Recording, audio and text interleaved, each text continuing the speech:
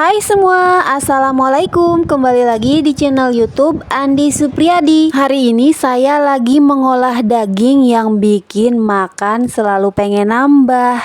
Ini rasanya enak banget loh, cobain yuk. Simak videonya, siapin bahannya, dan kita buat sama-sama. Bahan dasar utamanya saya menggunakan 500 gram daging sapi yang sudah dipotong-potong sesuai untuk satu porsi ya. Ini teman-teman biar dagingnya lebih cepat empuk dan nantinya akan meresap bumbu. Untuk membuang kotorannya, daging ini akan saya rebus selama 7 menit aja ya teman-teman, cukup biar kaldunya nggak hilang. Jadi merebusnya sebentar aja, hanya 7 menit. Setelah 7 menit kelihatan banget ya teman-teman kotorannya. Kita angkat aja dagingnya dan airnya kita buang ya. Ini kita sisihkan dulu dan kita siapkan untuk bumbu yang harus dihaluskan. Bumbu-bumbunya ada 8 gram jahe yang sudah dikupas, bawang merah dan bawang putih, ada kemiri 3 butir sudah disangrai, dan ada cabai merah keriting yang sudah direbus ya teman-teman, karena saya mau kuahnya merah ya. Kemudian untuk menghaluskannya saya tambahkan 65 ml minyak goreng biar bumbunya sedap ya. Menggunakan minyak goreng aja ya untuk memblender bumbunya. Jangan ditambahkan air, karena saat ditambahkan air bumbunya tidak akan tercium harum ya teman-teman, aromanya akan beda ya. Oke, ini kita tumis aja, kemudian tambahkan lada bubuk dan pala bubuk, kemudian ada cengkeh dan kayu manis. Kalau kalian menggunakan lada dan pala yang masih butiran, bisa di blender bersama bumbu yang lainnya. Kemudian saya tambahkan jintan bubuk dan 1 batang serai, 2 daun jeruk dan 4 daun salam. Untuk serai, daun jeruk dan daun salamnya ini saya simpan di freezer ya teman-teman, jadi dia agak lembek ya, tapi aromanya masih wangi teman-teman. Itu cara saya untuk mengawetkan rempah-rempah seperti serai dan daun salam ya. Ini tadi saya tambahkan 1 sendok makan garam, dan kalau bumbunya sudah merah, sudah tanak, sudah matang, kita masukkan aja dagingnya, kita tumis, kita aduk-aduk sampai terlumuri dengan bumbu. Kemudian saya masukkan air sebanyak 800 ml untuk merebus dagingnya ya. Jadi si dagingnya nanti akan enak ya teman-teman, cepat empuk dan bumbunya berasa ya. Setelah air dimasukkan, besarkan api, biarkan sampai mendidih. Setelah mendidih baru apinya kita kecilkan. Kita masak selama 30 menit dengan api kecil saja. Jangan dibuka tutup pancinya sebelum 30 menit. Masak menggunakan api kecil seperti ini ya teman-teman.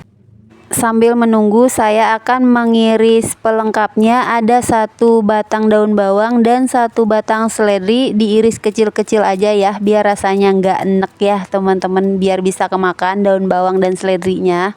Kemudian ini kita sisihkan. Di sini saya potong-potong juga jeruk nipis. Kalau kalian punya jeruk limau boleh pakai jeruk limau ya, karena aromanya lebih kuat ya, tapi sesuai selera aja. Boleh pakai jeruk nipis aja ya teman-teman. Ini sudah 30 menit, kuahnya sangat merah dan dipastikan untuk dagingnya ini udah benar-benar empuk ya teman-teman. Sekarang bisa kita masukkan bumbu lain yang belum dimasukkan. Tambahkan 1 sendok teh kaldu bubuk, 10 gram gula merah.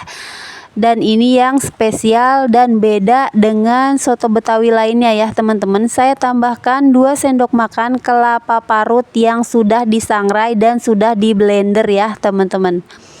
Kemudian untuk cairannya saya tidak menggunakan santan. Di sini ada 1 liter susu cair campuran dari air dan 1 kaleng susu evaporasi. Setelah susunya masuk, diaduk terus sampai mendidih. Kalau udah mendidih, ini kita angkat dan dagingnya kita goreng sebentar aja, kira-kira 6 menit aja ya teman-teman. Oke teman-teman, saatnya kita sajikan. Dagingnya sudah digoreng, rempah-rempahnya sudah saya angkat. Untuk pelengkapnya saya ada emping, daun bawang, jeruk, dan ada sambal juga ya, biar rasanya makin pedes, nampol, gurih, creamy, pedes, asem. Pokoknya ini enak banget. Dagingnya kita iris-iris, kalian lihat ini dagingnya super empuk ya, tanpa perlawanan. Jadi kalau kamu lagi nyari ide buat menu makan sahur di malam Ramadan pertama ya teman-teman, boleh banget nih masak yang satu ini, enak banget. Ini ada kentang udah saya goreng sebagai pelengkapnya ya teman-teman. Dan ini saya tambahkan irisan tomat ya teman-teman, biar rasanya makin seger. Pokoknya kalau makan masakan yang satu ini, soto Betawi merah ini, gagal diet pokoknya mah.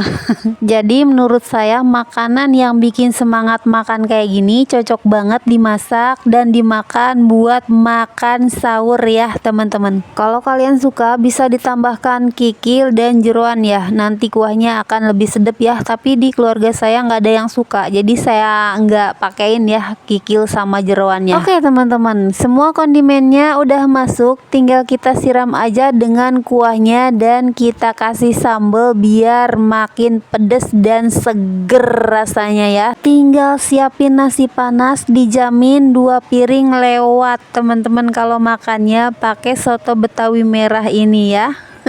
Buat yang lagi nonton, boleh dong ditekan tombol like-nya dan ditekan subscribe-nya juga kalau kamu belum subscribe. Terima kasih.